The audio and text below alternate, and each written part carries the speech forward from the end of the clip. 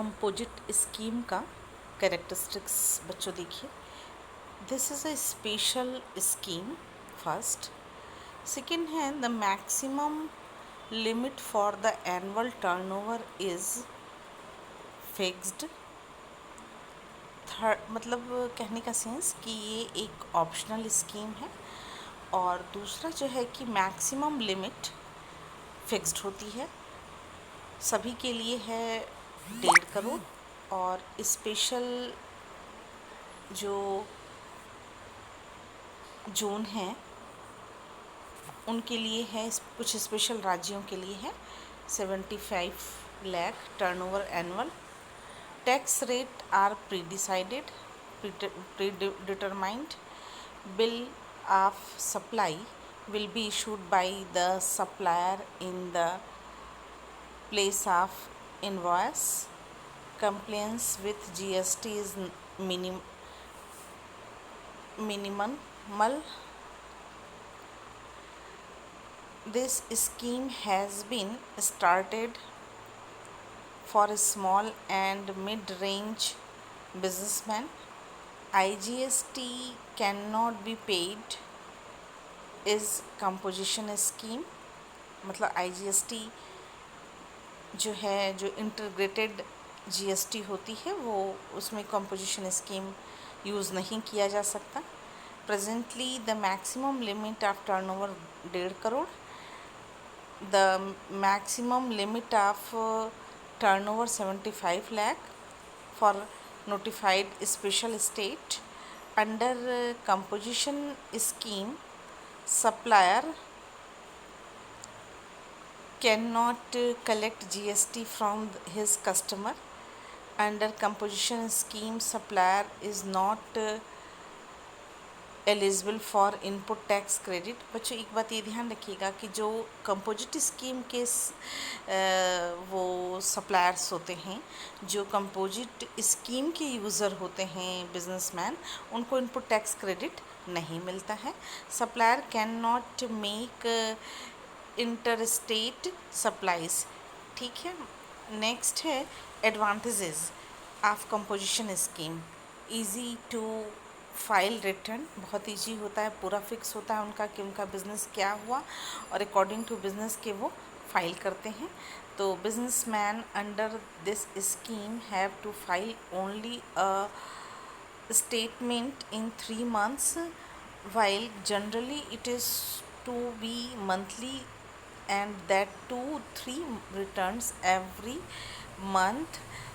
Thus, under the composition scheme, only 4 quarterly statement and 1 year return are to be filed in the year। मतलब कहने का sense कि जो बहुत easy है होता है, हर 3 महीने के बाद भरना होता है रिटर्न, और यानी कि 1 साल में 4 बार, और वर्ष में 1 बार फाइनल रिटर्न भरना होता है। No need to upload invoice. There is no need to upload invoice or bill of supply on a common portal under composition scheme, while generally the invoice has to be uploaded with the return. Hence the scheme saves the hassle of upload. Lump sum tax with fixed rate. In the composition scheme, the rate at which the businessman has to pay taxes is already fixed। Clear है आपको कि tax already fixed होता है, तो calculation की दिक्कत नहीं होती, कैलकुलेट रहता है पहले ही से।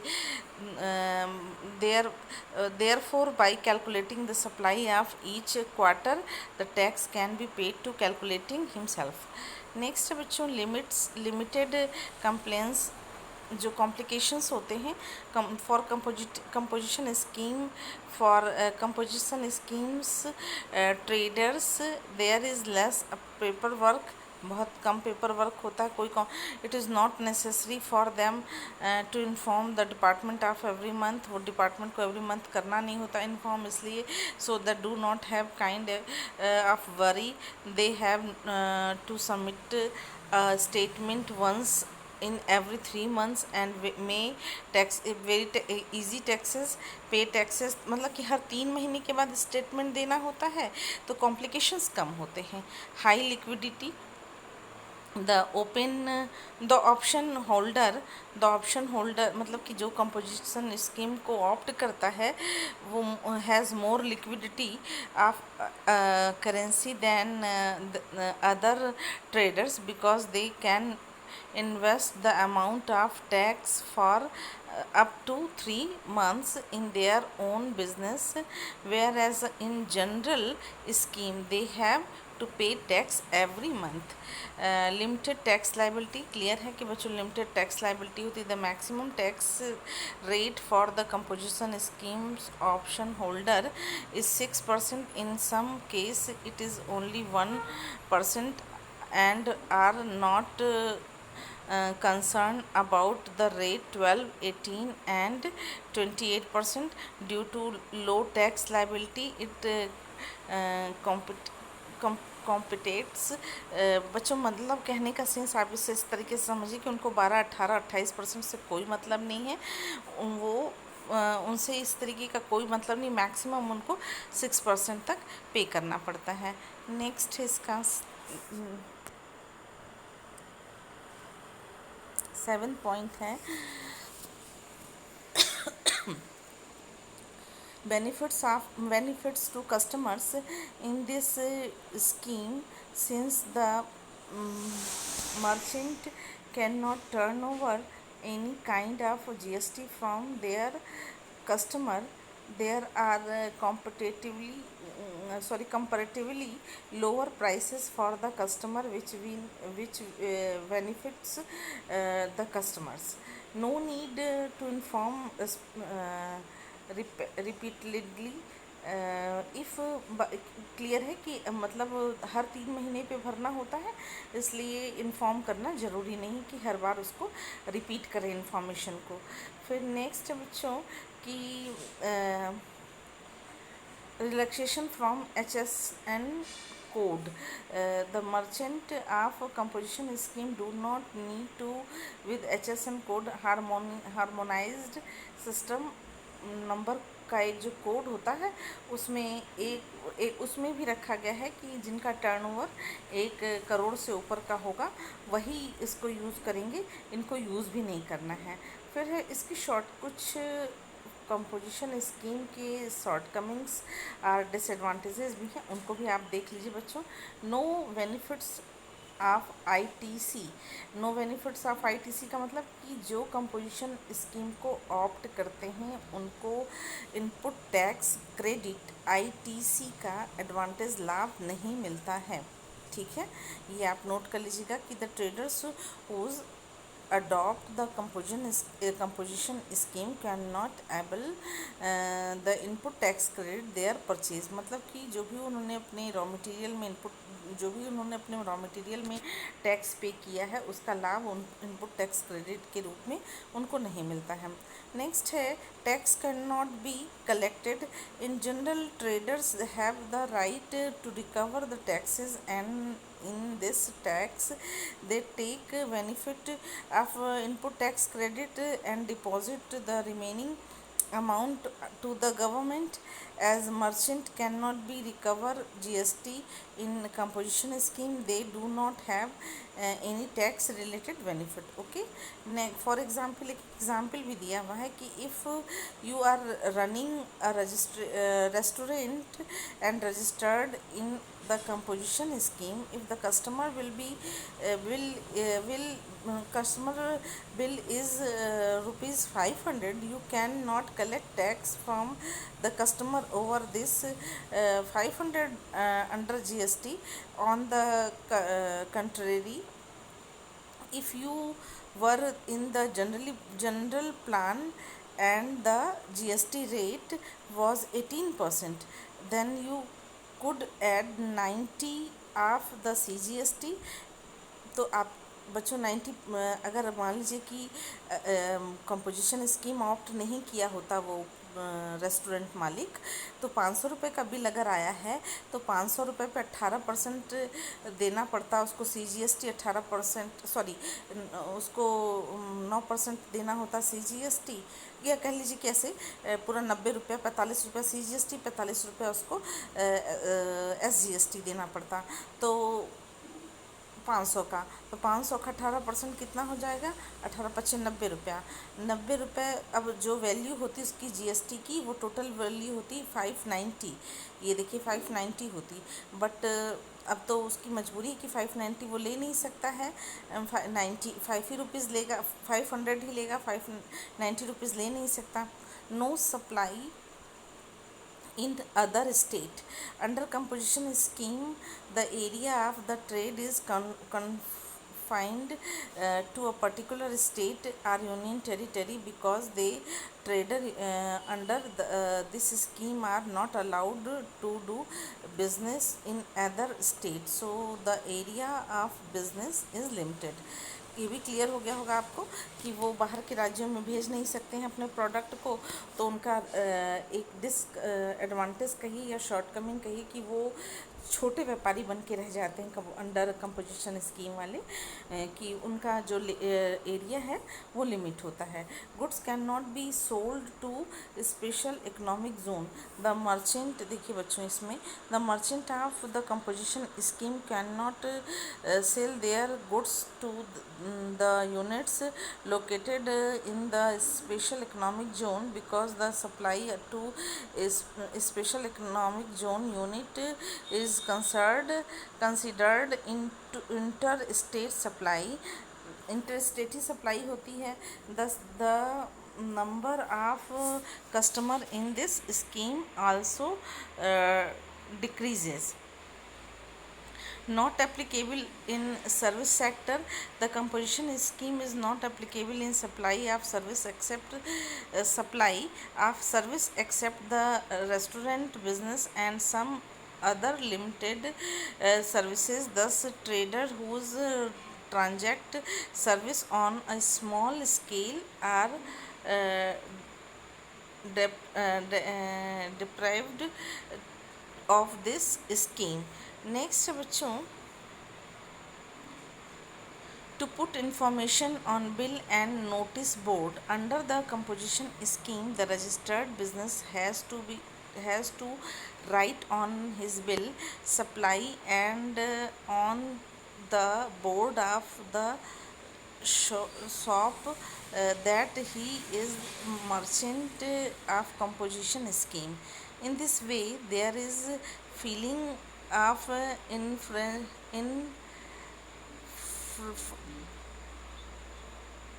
inferiority towards these traders in the market. The traders of this scheme also consider themselves as a small business। Clear है आपको? No business is exempted। Goods tax free items are not permitted under the composition scheme। If the trader does business in both taxable and tax free items, the value of both will be added। The जो बच्चों इसमें जो items tax free होते हैं उनको भी taxable के संग ऐड करके पूरे टोटल अमाउंट का उनको देना पड़ता है। जितना टोटल अमाउंट लगा हुआ उस पूरे अमाउंट पर उनको कंपोजिशन स्कीम का पेमेंट देना पड़ता है। Other main points of composition scheme, the key features about composition scheme are as follows. First, registration. Those taxpayer who accept the option of composition scheme should be registered in GST। They have opportunity to choose only the option to do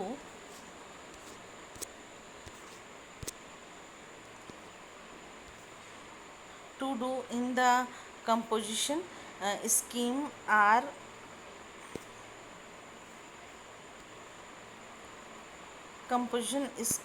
are to do in the general scheme।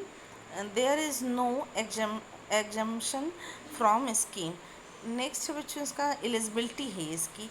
Second, देखिए, in the composition scheme are to do in the general scheme there is no exemption exemptions from registration.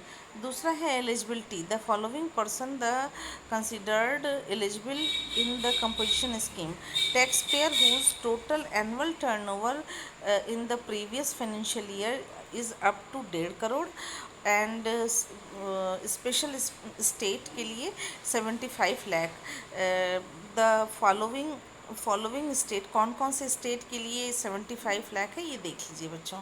Arunachal Pradesh, Meghalaya, Manipur, Nagaland, Mizoram, Tripura, Sikkim, Uttarakhand, Himachal Pradesh, Assam, Jammu and Kashmir. तो कुल मिला के 11 राज्य ऐसे हैं जिनमें कि स्पेशल 75 लाख रुपए तक के लोगों को इसकी इस एक कंपोजिशन स्कीम का लाभ मिल सकता है। बाकी सभी राज्यों को 1.5 करोड़ रुपए का टर्नओवर होगा, उतने तक का लाभ मिल सकता है। Once excepting the option of composition scheme, the tax payer will be remain eligible until he isolate himself the violates any conditions of GST. Uttarakhand and Jammu and Kashmir have kept themselves out of this limit, so limit 1.5 crore will be applicable in this state. Non-eligibility, the following taxpayer are not eligible in composition scheme. बच्चों देखिए, एक तो अभी मैंने आपको बताया कि composition scheme के लिए कौन कौन एलिजिबल है, कौन कौन से राज्य एलिजिबल हैं और किनको किनको लाभ मिल सकता है और कितना मिल सकता है, ये मैंने आपको बताया। एक है नॉन एलिजिबिलिटी। अब देखिए बच्चों, नॉन एलिजिबिलिटी क्या है? रूल 6(1) के अकॉर्डिंग कौन नॉन एलिजिबल होता है, जो कि non eligible in the sense कि कंपोजिशन स्कीम को ऑप्ट नहीं कर सकता है। कौन है? Tax payer whose make tax free supplies, जो कि उन ऐसे टैक्स पेयर जो कि टैक्स फ्री गुड्स की सप्लाई करते हैं। Tax payers supplying inter state, जो कि इंटर स्टेट करते हैं। नेक्स्ट है tax payer supplying through e commerce operator, इनको भी ई कॉमर्स ऑपरेटर्स को भी नहीं composition scheme. Non resident tax payer, casual tax payer, manufacturer of paan masala, tobacco and similar products, and the manufacturer in ice cream and other similar product, whether it cannot be coca or not. The taxpayer will be disqualified in the turnover exceed the prescribed limit, यानी कि 1.5 करोड़ से या 75 लाख से ऊपर हो जाए तो वो इसमें डिस्क्वालीफाइड होता है। फिर नेक्स्ट है the tax payer will be disqualified from the scheme if he gives false information. ठीक है, जो फॉल्स इंफॉर्मेशन भरते हैं वो भी डिस्क्वालीफाइड होते हैं। फॉर एक नोट किया हुआ है, नोट दिया है, for the tax payer opting the composition scheme there is no restriction on the purchase of goods from the interstate supply, only the outward supply is the basis of eligibility. So to inform है for those person who have been registered on the temporary basis under the rule 24(1)(b) and they want to opt the composition scheme, they have to file and sign GST CMP 01 and verified the scheme through electronic verification code. The information will be given on GST's common portal within 30 days of the commencement of this act. After giving this information, such taxpayer will not collected any taxes and will issue a bill of supply instead of the invoice, rule number 3(1). ठीक है। फिर है if any person who has applied for registration under rule 8(1) and has opt for payment of tax under composition scheme and part B of CGST registration 01 is filed, them filing this part will be considered providing information for this scheme. ये next ये जो है वो rule 3(2) के according था। Next है such person does not need to inform every year and he can continue paying tax as per this act and rules. फिर next है when to apply if any registered tax payer want to join the composition scheme he need to apply on GST CMP to forms electronically on the common portal within 60 days। बच्चों ये इसके बाद next है